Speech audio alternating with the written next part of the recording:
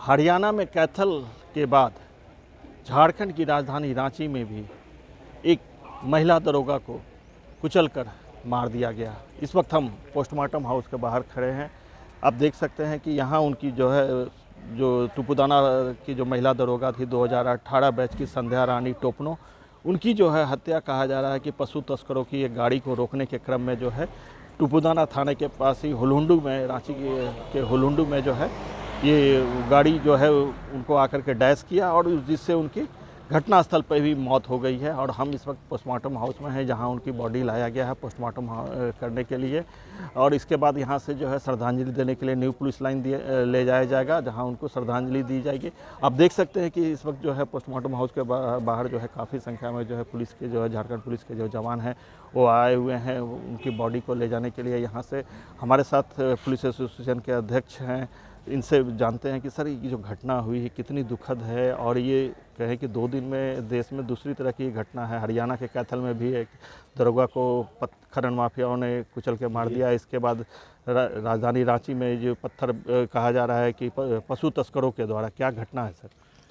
देखिए, प्रथम दृष्टया तो ये पशु तस्करी का ही मामला बन रहा है देखने से, और ये घटना घटा है बहुत ही दुखद है और हमारे पुलिस विभाग के लिए, झारखंड पुलिस के लिए बहुत बड़ा क्षति है, क्योंकि ये महिला पदाधिकारी बहुत सिंसियर थी, बहुत काबिल थी, बहुत अच्छे एकेडमिक वाली थी।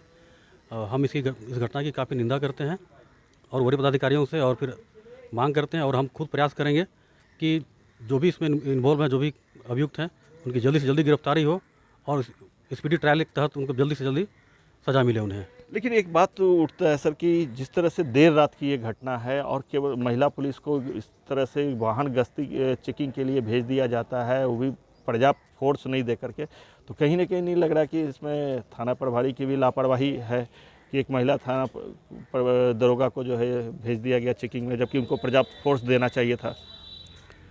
नहीं, देखिए, फोर्स तो कम नहीं था, उनके साथ आर्म्स पार्टी थे, जवान थे उनके साथ में। अब गाड़ी वाहन को रोकने के क्रम में वो हल्का सा रुकी, रुकने के बाद फिर वो अचानक चेकिंग के लिए जब जाने लगी हमारी पदाधिकारी, तो उसी टाइम फिर कुचलते हुए निकल गया। तो फोर्स साथ में थी, ऐसा नहीं कि फोर्स साथ में नहीं थी। तो आगे आप लोग अब ये क्या मांग करते हैं कि जिस तरह से ये घटना सामने आई, आगे इस तरह की घटना नहीं हो, और उनके जो परिवार वाले हैं उनको कहना है कि इस घटना की सीबीआई जांच हो, क्या लग रहा है? देखिए, ये तो वरीय पदाधिकारी हमारे इस बारे में कुछ बोलेंगे कि मांग करते हैं और हम खुद प्रयास करेंगे कि जो भी इसमें इन्वॉल्व हैं, जो भी अभियुक्त हैं, उनकी जल्दी से जल्दी गिरफ्तारी हो और स्पीडी ट्रायल के तहत उनको जल्दी से जल्दी सज़ा मिले उन्हें। लेकिन एक बात तो उठता है सर कि जिस तरह से देर रात की ये घटना है और केवल महिला पुलिस को इस तरह से वाहन गश्ती चेकिंग के लिए भेज दिया जाता है, वो भी पर्याप्त फोर्स नहीं दे करके, तो कहीं ना कहीं नहीं लग रहा कि इसमें थाना प्रभारी की भी लापरवाही है कि एक महिला थाना दरोगा को भेज दिया गया चेकिंग में, जबकि उनको पर्याप्त फोर्स देना चाहिए था? नहीं, देखिए, फोर्स तो कम नहीं था, उनके साथ आर्म्स पार्टी थे, जवान थे उनके साथ में। अब गाड़ी वाहन को रोकने के क्रम में वो हल्का सा रुकी, रुकने के बाद फिर वो अचानक चेकिंग के लिए जब जाने लगी हमारी पदाधिकारी, तो उसी टाइम फिर कुचलते हुए निकल गया। तो फोर्स साथ में थी, ऐसा नहीं कि फोर्स साथ में नहीं थी। तो आगे आप लोग अब ये क्या मांग करते हैं कि जिस तरह से ये घटना सामने आई, आगे इस तरह की घटना नहीं हो, और उनके जो परिवार वाले हैं उनको कहना है कि इस घटना की सीबीआई जांच हो, क्या लग रहा है?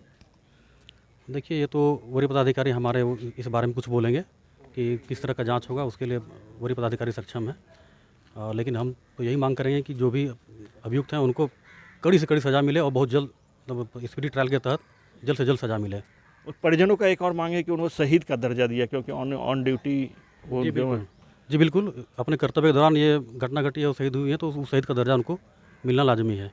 तो कहीं ना कहीं पुलिस एसोसिएशन के जो अध्यक्ष हैं उनका भी कहना है कि जिस तरह की ये घटना हुई है और अपने कर्तव्य करने के दौरान उनकी जो मौत हुई है, तो कहीं ना कहीं उनको शहीद का दर्जा मिलना चाहिए इस वक्त। लेकिन यहाँ का माहौल पूरी तरह गमगीन है। आपको मैं दिखाना चाहूँगा कि पोस्टमार्टम हाउस का ये परिदृश्य है। उनके परिजन भी यहाँ आए हुए हैं, वो बैठे हुए हैं किनारे में की ओर। उनके मामा आए हुए हैं, उनका एक छोटा भाई है जो संध्या रानी के बाद था।